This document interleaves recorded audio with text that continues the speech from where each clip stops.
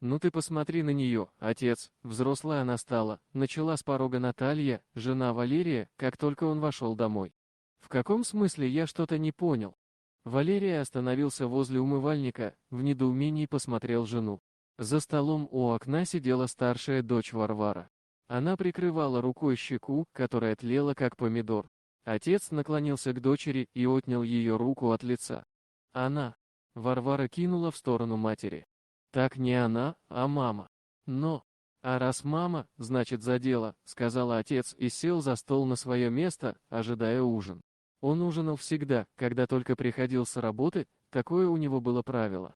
Семья большая, многодетная, кто где, кто-то на дворе со скотиной, кто-то на огороде, младшие бегают где-то, а кто-то еще в клубе на кружках или в школе. Пока дождешься, чтобы все собрались на месте за одним столом, с голоду ноги протянешь. Поэтому отец, приходя с работы, сразу садился есть, один так один, с кем-то из семьи, так с кем-то имел право. В конце концов, он был главой семьи, он работал и зарабатывал деньги на всю эту ораву. Орава была большая, старшей дочке Варваре 17 лет, как раз именно она сидела у окна, получив пощечину от матери.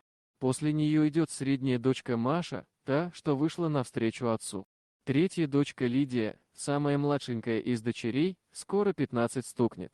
Скромная, тихая, глаз лишний раз не поднимет, рукодельница, каких свет не видывал. Мать ей, говорит, сходила бы, погуляла, а она только головой мотает. «Нет, маменька, мне бы лучше успеть вышивку доделать, пока светло», — говорит Лидия. «Так и что? Включи свет, если надо», — говорит ей Наталья. «Вы что, маменька, надо экономить, за этот месяц сколько заплатили корову купить можно», — отвечает Лида. «Но корову, конечно, не купишь, но твоя правда можно было бы и сэкономить». «Да как тут с вами всеми сэкономишь», — говорила уже скорее самой себе Наталья. И вечно то у нее все то маменька, то папенька. Как сестрица, то дорогая, как братец, то милый, других слов и не слышно. «Тьфу на тебя», — часто говорила ей Варвара, аж противно от твоей вежливости слащавой. И в кого-то только такая, где научилась.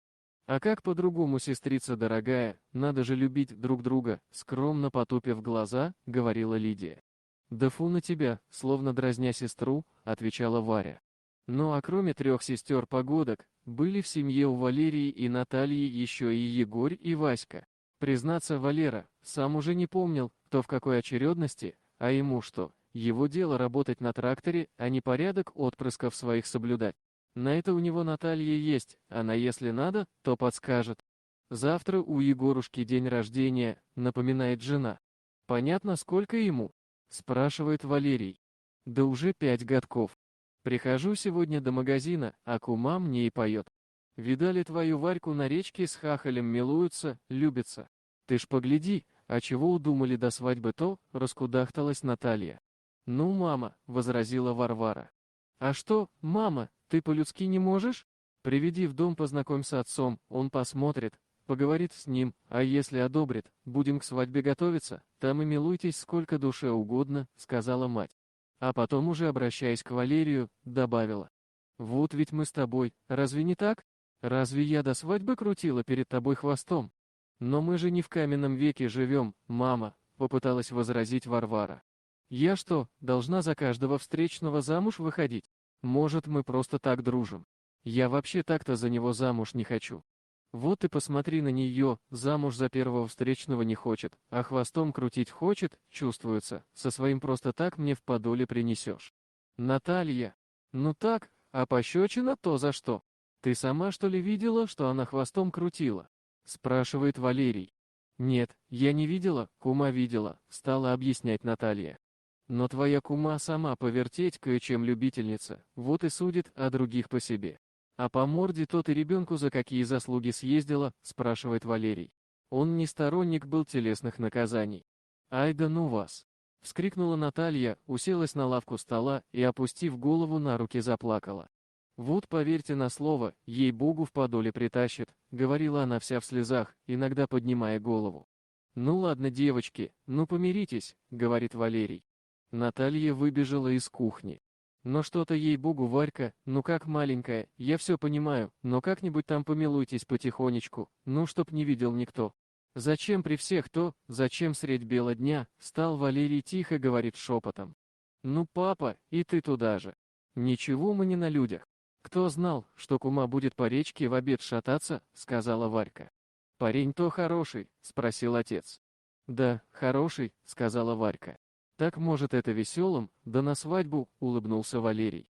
Ну, папа. Варвара вскочил из-за стола. Иди у матери прощения проси, сказал он. Почему я? Нахмурилась Варвара.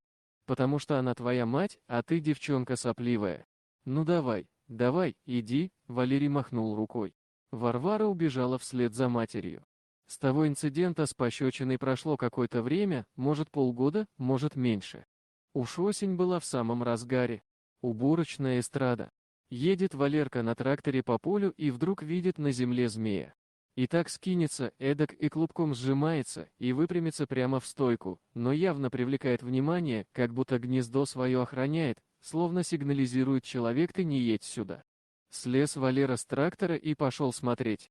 Вроде как поздно уже змеи яйца откладывать. Осень на дворе, что там у нее такое? Кого она там защищает, смотрит, а в земле как будто что-то прикопано. Откинул Валерий крышку и чуть не посинел от шока. Коробки то младенчик живой. Вот если бы он не был таким любителем животных и змейку не заметил, что она там извивается, по этой борозде он бы точно проехал. И там и змейку, и младенчика порешил бы. Он бы не пережил такого. Да что там не пережил, скорее всего он бы не узнал об этом. И чей же это ребенок? Он своей супруге котят топить не разрешал. Этот ребенок, это же целый человек. В будущем он может быть художником, вырастет, или писателем великим, а они его в коробку и на погибель в поле. Ведь знали все в деревне, сейчас уборочная, трактористы усталые, внимание уже не то. Но как бы ни он сегодня бы в поле поехал. Ой, страшно то как, аж сердце заболело. Так чей же ты, думал Валерий, когда нес мальчишку за пазухой домой, а тот прижался, как к родному, затих, пригрелся. Ведь не загляни же каждой бабе под юбку, не посмотришь оттуда или нет. А собственно зачем каждый, подумал Валерий. Те бабы и девки, что замужем, точно на такое не пойдут, они при муже, а те, что разведены, мало таких, и те уж возрастные, им проще на бурт сходить, чем такими вещами заниматься. Поступок-то, прямо скажем, детский. «Мать, кажись, ты права», — накаркала, — крикнул Валерий, зайдя домой. «Кого опять притащил, щенка какого-то, что ли? Большой? Маленький?» — отозвалась Наталья из кухни.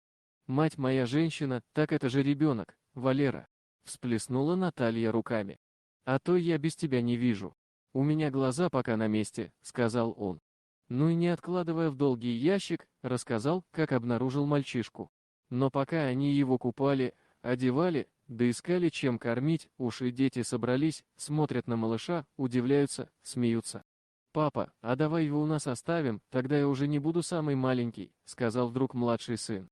Все, конечно, засмеялись. «Ну не знаю, тут мама решит, да как еще по закону будет, а вдруг его ищут, может он пропал», — сказал Валерий. «Ага, кто его ищет, он что, по-вашему, сам в поле ушел», — сказала Варвара. Она единственная, кто даже не взглянула на ребенка, так только мельком и сразу отошла в сторонку. По крайней мере, до выяснения всего. «Ребенок останется у нас», — сказал Валерий. «Как думаешь, Варькин или Машкин?» — уже спросил Валерий. «Ты что, ума лишился?» Наталья аж подпрыгнула, села на кровать. «А ты сама посуди, кто так по-детски мог подкинуть? Ты вон все уши девкам прожужжала, только попробуйте, принесите в подоле, из дома выгоню я». «Тоже мне мать», — сказал Валерий. «А то в деревне некому родить», — сказала Наталья и осеклась. А ведь Варвара даже не посмотрела на него, небось испугалась. «Слушай, Валерка, а ведь он на наших похож. Ты присмотрись, он правда наш». «И то верно, а я сразу и не приметил». «Да, точно, Варька начудила», — сказал Валерий. «А ну-ка, девки, подъем!» — закричала Наталья, входя к ним в комнату. «Ты, Лида, спи пока, а вы на разговор обе. Мама, ты в своем уме, я невинна, можешь хоть сейчас меня к врачу везти». «Совсем, что ли?» — сказала Маша, даже участвовать в этом не собираюсь. Она повернулась и ушла к себе в комнату. «Варвара, ты что ли? Даже звери такое не сделают, ах ты другие. «Еянь?» — спросила Наталья, глядя в глаза дочери, чуть в обморок не упала. «Мама, «Мама, нет», — сказала Варя, как-то странно отвела глаза. Варвара знала этот взгляд, он у старшей дочери от нее. Она сама всегда непроизвольно делала так же, когда пыталась соврать. «Завтра идем с тобой к врачу прямо с утра, фельдшерский пункт, пускай тебя смотрят», — сказала строго Наталья. «Мама, нет», — снова возразила Варвара. Наталья, ни слова не говоря, повернулась и ушла к себе. Мелкий тихо посапывал в кроватке, в которой росли все дети Натальи. Утром Наталья не изменила своего решения и стала собираться с дочерью к врачу. «Ты понимаешь, что тебе может понадобиться помощь?» — сказала мать. «Да, блин, не я это уже орала Варвара, но Наталья ее не слушала. Она буквально за руку оттащила дочь на фельдшерский пункт. Ну что я вам могу сказать, она уже не девочка, но думаю, в ее возрасте это нормально», — сказал врач Наталье. «В смысле не девочка, доктор, она уже родила в паиньке?» — спросила Наталья. «Ну что вы, какое там, с чего такие выводы? Она и беременной-то не была, просто уже не девочка», — ответил врач. «Когда ты уже научишься мне верить на слово, все время забываю, что мне уже 18. Я могу делать то, что захочу». «Да делай, что хочешь», — устало сказала Наталья. «Значит, не наш, а так похож, но чей тогда?» Она была в полном замешательстве. Унизила дочку, ничего не добилась. Пришлось им с Валерием идти в отделение и объявлять о находке. Куда его девать? Никто не заявлял о пропаже, но не отправлять же мелкого в детдом. Валерий и Наталья решили усыновить мальчишку. Будет подкидышем, всякое бывает, вырастим как родного. Усыновление оформили довольно быстро, семья в деревне на хорошем счету была. И вот поселился Мишка, так назвали парня. В многодетной семье у тракториста, одним больше, одним меньше. Прошло еще немного времени, и вот как-то ночью проснулся Валерий по малой нужде. Они накануне чаю много выпили, вот и приперло идти в туалет, и слышит в комнате у Мишки, у младших парней, кто-то тихо, тоненьким голоском напевает что-то. «Господи помилуй!» Нет, что привидение, Валерий аж перекрестился, подходит потихонечку к двери, а она приоткрыта, только маленькая щелочка. Да и думает, посмотрю, что там происходит, смотрит, а там Лида стоит у кроватки с младенчиком, качает его и тихо напевает песню колыбельную. А в промежутках наклоняется и малыша целует и просит у него прощения. Валерий тихо вошел в комнату, чтобы не разбудить других детей. Лида увидела его, вздрогнула. А глаза такие, словно у больной косули, полные отчаяния. «Папа», промолвила она и замолчала. «Лидочка, что ты здесь делаешь?» — спросил Валерий. Хотя на самом деле он и без этого все прекрасно понял. «Лида, да он твой, что ли?» Сорвалось у него с языка. «Ага», — сказала Лида и утвердительно покачала головой. «Такие вот бывают, творятся дела». Дорогие друзья, если вам понравилось видео, поставьте лайк, а также подписывайтесь на канал, где найдете еще много интересного.